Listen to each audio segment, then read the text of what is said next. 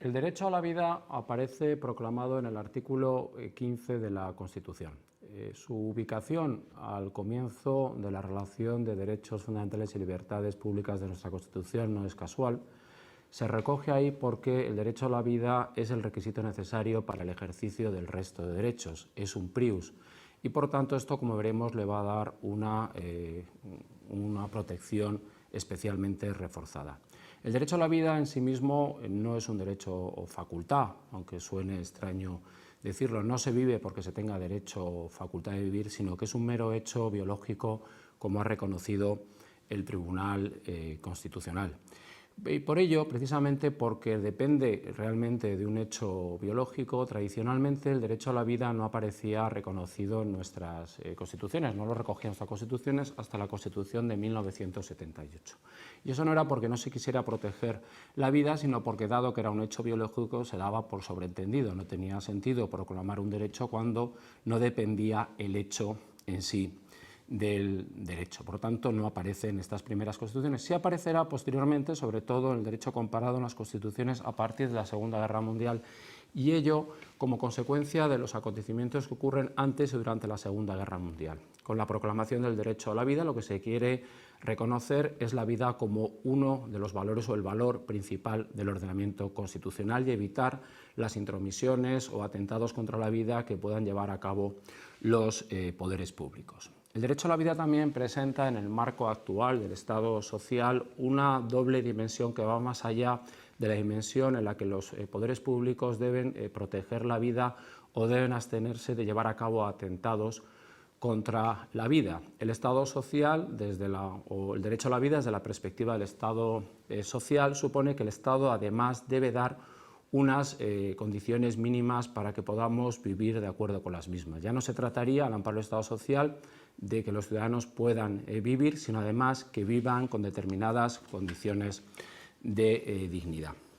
El derecho a la vida, desde el punto de vista constitucional, plantea dos problemas fundamentales que casualmente se sitúan tanto al inicio de la vida como al final de la vida. En cuanto al primer problema, se refiere tanto a lo que es al objeto, o podemos decir más bien a quién es titular del derecho a la vida, y concretamente así el feto, el nasciturus, es titular del derecho a la vida. Debemos recordar que el artículo 15 habla de todos tienen derecho a la vida, no habla de todas las personas. En los debates constituyentes para la elaboración de la Constitución, en principio se quiso incluir la palabra todos y no incluir la palabra todas las personas para proteger también la vida del feto como una vía para reconocerle al feto la titularidad del derecho a la vida. Sobre esta cuestión se pronunció el Tribunal Constitucional ya en el año 85, en la sentencia, conocida sentencia 53-85, en la que se valoraba el régimen de despenalización, el primer régimen de despenalización de la interrupción voluntaria del embarazo, que se llevó a cabo en el año 85. Y en esa sentencia el Tribunal Constitucional nos dice que el feto, el nasciturus, no es titular del derecho a la vida, pero que como la vida es un valor superior, es un bien que constitucionalmente hay que proteger, la Constitución también protege a la vida. Por tanto, la vida del feto solo cederá en determinados supuestos en los que entre en conflicto con otros intereses o valores superiores, como puede ser, por ejemplo, la vida o la integridad física o psíquica del ya nacido, véase de la madre. En esta sentencia, además, el Tribunal Constitucional adopta la doctrina gradualista de la concepción de la vida, doctrina que ya aparecería en la clásica histórica sentencia norteamericana del Tribunal Supremo de Estados Unidos, Roe versus Wade, en virtud de la cual la protección del feto dependerá de la fase de la gestación, de manera que en aquellos casos, en aquella fase de la gestación en la que el feto, aun viviendo en el claustro materno, ya pudiera vivir fuera de él, el feto gozará de máxima protección, y en aquella etapa previa en la que el feto necesite de la madre para vivir, no solo viva en el claustro materno, sino que no pueda ser extraído, en ese caso, pues la vida del feto podrá ceder ante otros valores. Actualmente también sabemos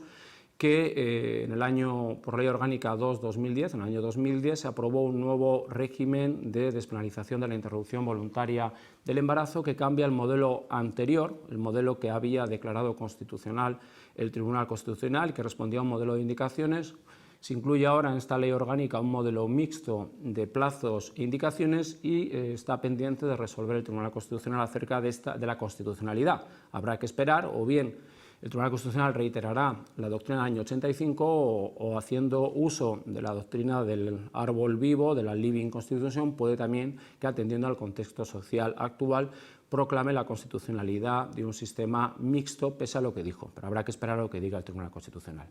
El segundo problema que plantea el derecho a la vida, como hemos dicho, es el final de la vida y, concretamente, si el derecho a la vida tiene contenido negativo. ¿Qué significa esto del contenido negativo? Es decir, yo tengo derecho a vivir y también tendría, por tanto, derecho a morir, derecho a no vivir. Y lo importante del contenido negativo, que nos conecta más en el debate acerca de la despenalización de la eutanasia activa directa o del auxilio al suicidio, es si yo puedo exigir del Estado que me facilite los medios para acabar con mi vida.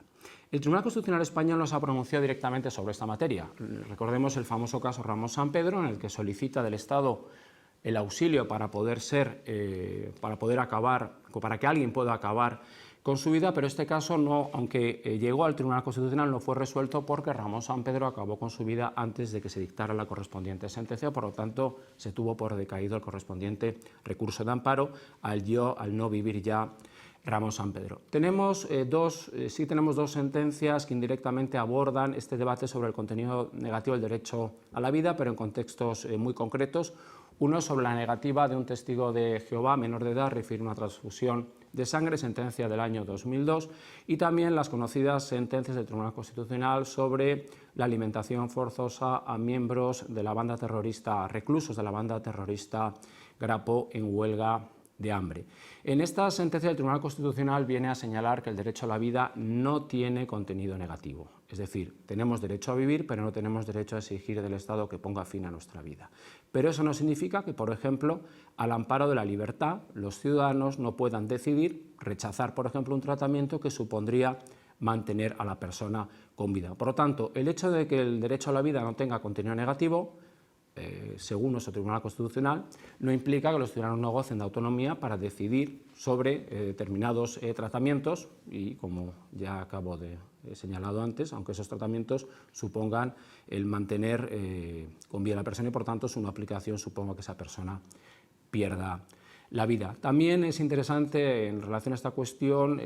comentar que sí encontramos alguna resolución del Tribunal Europeo de Derechos Humanos, fundamentalmente el caso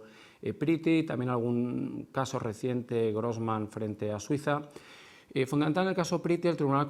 Europeo de Derechos Humanos declara que el derecho a la vida en el ámbito de aplicación del Convenio Europeo de Derechos Humanos no tiene contenido negativo. Por lo tanto, los ciudadanos no pueden exigir del Estado la colaboración del Estado para acabar con su vida, aunque también es cierto que en algunas otras resoluciones el propio Tribunal Europeo ha admitido, dentro del marco de eficacia del Convenio Europeo de Derechos Humanos, algunos modelos legales como Suiza, en los Países Bajos o Bélgica, en los que está despenalizada ciertas formas de eutanasia o de auxilio al suicidio. Y finalmente, para concluir con el derecho a la vida, hay que llamar la atención sobre lo que recoge el artículo 15 al final, tras proclamar el derecho a la vida, recoge la prohibición de lo que ha sido uno de los atentados clásicos contra el derecho a la vida, que es la pena de muerte. En la Constitución no podemos decir que lleva a cabo la abolición de la pena de muerte, pero prácticamente lo hace. Lo que establece es que no cabe aplicar la pena de muerte, salvo lo que establezca el Código Penal Militar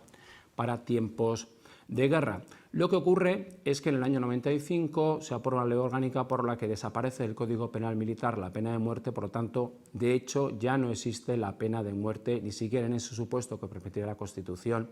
en nuestro sistema jurídico. También, en relación a esta cuestión, es interesante mencionar tanto el Protocolo 13 del Convenio Europeo de Derechos Humanos como la Carta de Derechos Fundamentales de la Unión Europea, que en el ámbito de eficacia de ambos establecen que no cabe aplicar la pena de muerte ni ejecutar a ningún ciudadano europeo.